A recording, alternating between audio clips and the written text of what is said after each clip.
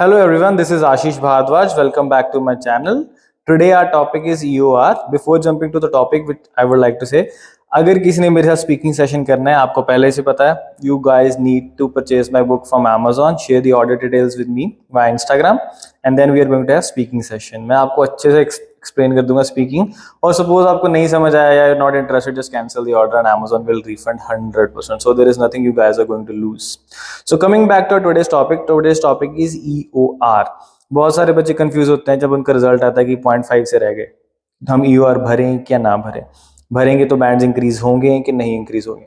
सबसे पहले मैं यहाँ वीडियो में एक लिंक डाल दूंगा, आप देख लेना यहाँ से, जहाँ की मेरे दो स्टूडेंट्स के EOR से बैंड बढ़े हैं. एक 1 बैंड बढ़ा राइटिंग में और दूसरे का बढ़ा है 0.5 इन स्पीकिंग में.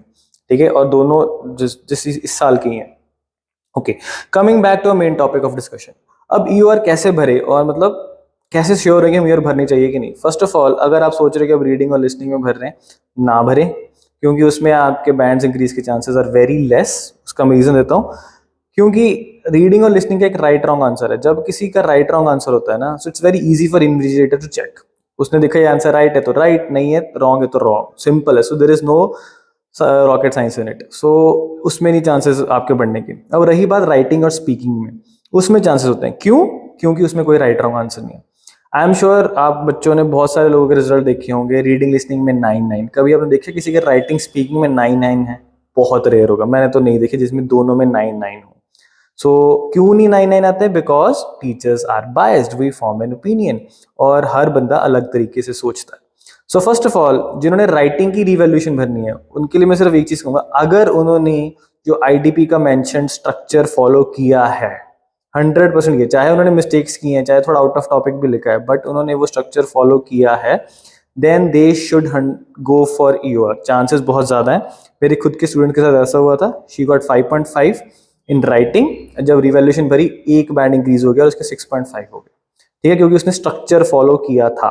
सो राइटिंग वाले स्टूडेंट्स ये जान लें, ये सोच लें, अपने टीचर से पूछ लें या खुद चेक करें कि वो IDP वाला स्ट्रक्चर राइटिंग का फॉलो कर रहे हैं कि नहीं कर रहे हैं. अगर तो फॉलो कर रहे हैं तो आप EOR भर दें.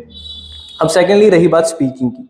स्पीकिंग का चक्कर क्या है, बहुत सारे स्टूडेंट्स क्या कर रहे हैं कि सिर्फ ना इंग्लिश पे फोकस कर रहे हैं कि हमें इंग्लिश करनी है. ठीक, English, yes English is very important, but the main issue is with ideas. अब जैसे मैं पंजाबी हूँ और मुझे पंजाबी की मतलब उड़ा आईडी से सहा, दैट्स इट, इससे ज्यादा मुझे नहीं आती पंजाबी. तो सपोज करो अगर मेरी पंजाबी स्पीकिंग हो तो मेरे 6 पॉइंट्स भी नहीं आएंगे, पॉसिबल ही नहीं है.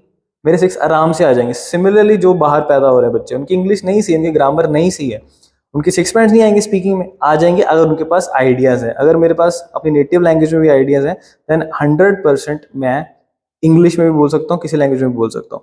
सो पहले आप ये देखें कि जो आप आंसर्स दे रहे हैं स्पीकिंग में, वो एक नेचुरल आंसर्स हैं. अगर आपके आंसर स्पीकिंग में नेचुरल हैं, चाहे जितनी मर्जी गलतियां कर लो आप, क्योंकि वो टाइम चला गया कि जब आप याद करके जाओगे, प्रिपेयर करके जाओगे और आपके स्पीकिंग में बैंड्स आ जाएंगे. अब मैं अपनी एग्जांपल दे रहा हूँ, मेरे 8 बैंड्स हैं. ठीक है, स्पीकिंग में आपको बहुत सारे व्यक्ति मिल जाएंगे इस दुनिया में जो मेरे से इंग्लिश बहुत बेटर बोलते हैं, but there is a but, जैसे मैं आंसर्स देता हूँ they are very good. I am not proud of, मतलब मैं बूस्ट नहीं कर रहा, बट इट इज ट्रू, मेरे आंसर्स बहुत यूनिक होते हैं. इन वन स्पीकिंग टीचर्स ने उसके बाद मेरे से शेक हैंड भी किया था. ठीक है, क्योंकि I try to give very good answers. मैं ह्यूमन साइकोलॉजी के साथ खेलता हूँ स्पीकिंग में स्पेशली. वो जो टीचर बैठा हुआ है वो सुबह 9 से 6 बजे तक बैठा है, सारे बच्चे डरे डरे आ रहे हैं. ठीक है, obviously almost every answer is same. अब वो पूछ रहे what are your hobbies, reading listening watching movies, सारे 90% स्टूडेंट्स यही आंसर देते हैं. So what I try to do is I try to give unique answers, और यही मैं अपने स्टूडेंट्स को भी सिखाता हूँ. ठीक है, सो आपने ये चीज देखनी, अगर तो आपके आंसर्स यूनिक हैं और आपके नेचुरल है, यूनिक से भी ज्यादा नेचुरल होने चाहिए, उससे ऐसा लगे कि वो बंदा सही आंसर्स दे रहा है या नेचुरली दे रहा है, वो प्रिपेयर करके नहीं आया, तो आपके 6+ बैंड्स आ जाएंगे. मेरे खुद के स्टूडेंट्स हैं जिनकी आप इंग्लिश सुनोगे तो आप बोलोगे कि यार इनके 6 डिफिकल्ट आने, उनके आए हुए हैं.